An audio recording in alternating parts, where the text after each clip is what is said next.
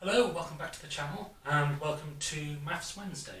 So today we're starting a new topic which is gradients. So in this series of videos I'm going to be looking at what gradients are and how the GCSE syllabus covers it, but also this is the first series where I'm actually going to delve into the AS and A2 A-Level syllabuses and show you how gradients are done in those educational parts.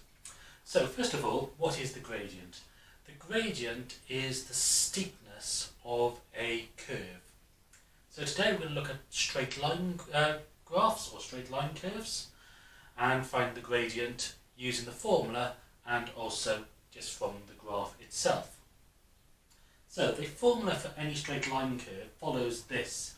Y is equal to mx plus c, where x is your variable, so it's what's on your x-axis, y is your y-axis and therefore your output.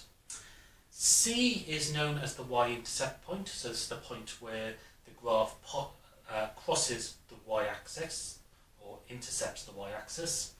And we have m, and m is the gradient. So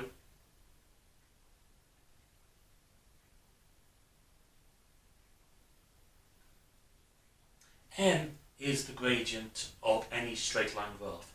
So if you're given the equation for a straight line graph, and the equation can be made to look like this, where you have a x to the power 1 variable in it, plus some constant. That constant may not be there, it could just be plus 0, and you have a number in front of the x, which could be a 1, in which case it may not appear, or any other number, then the number that appears in front of the x is the gradient. So to do an example of this, y equals x 2x plus 1. So from this we can see that the gradient in this case is going to be equal to 2.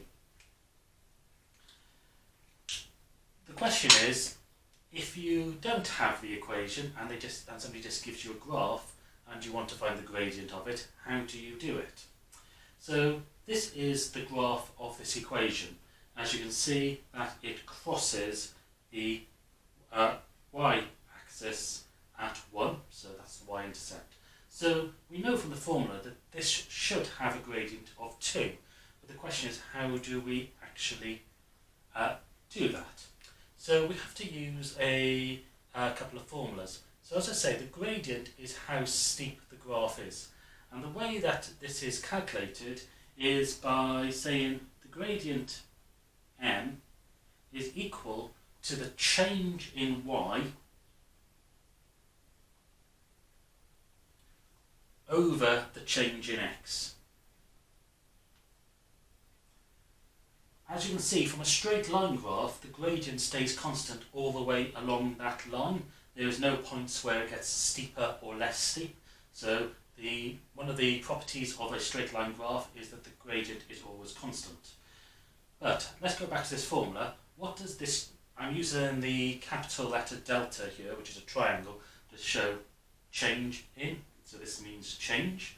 And if we were to write that out, this means y2 minus y1, so that's the change in y, over x2 minus x1.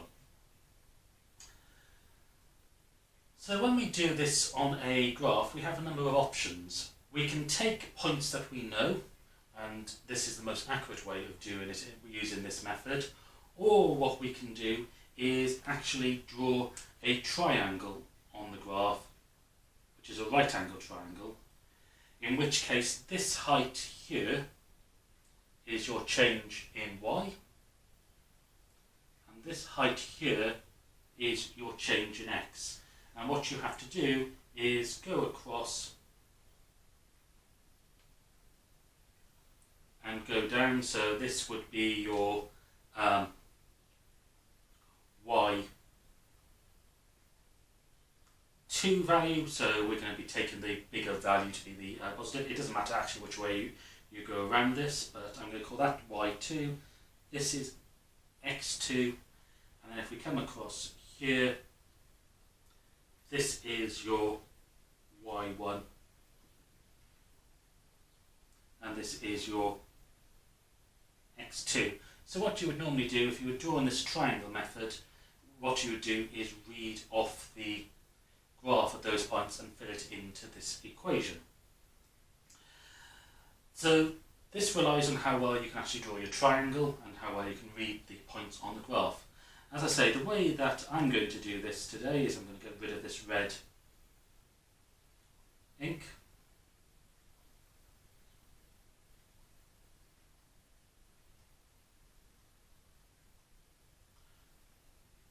The way I'm going to do this is actually use the markers on the graph to calculate it. So I'm going to say that m is equal to, so I'm going to take this marker up here, which is at y equals 9, so I'm going to fill this in as 9. It's going to come down to 4 at the bottom, so I'm going to fill in the 4 down there.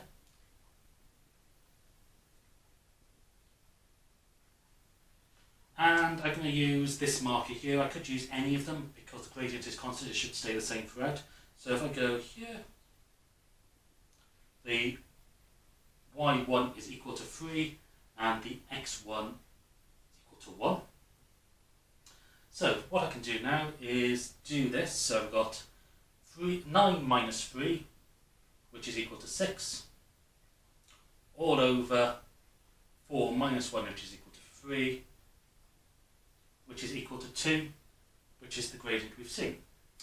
So as you can see, this gradient, as x increases, the y values also increase. So the gradient starts up low on the left-hand side of the graph, or the slope goes from a very low point down here to a high point up here.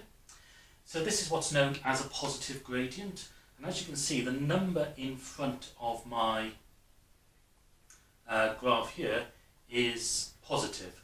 If my gradient went down the other way, it would be negative. So that's how you could tell which way a graph is sloping, whether it's got a positive number or a negative number in front of the value of the gradient. And that goes for the formula as well. You have to remember to include the sign when you're talking about the gradient.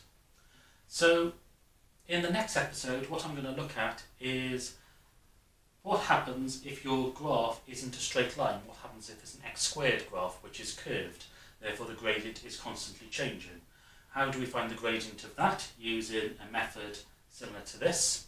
And how is it done at A-Level, which is a far more precise method using differentiation? So if you want to keep up to date with my videos, please subscribe to my channel, and I'll see you in another video very soon.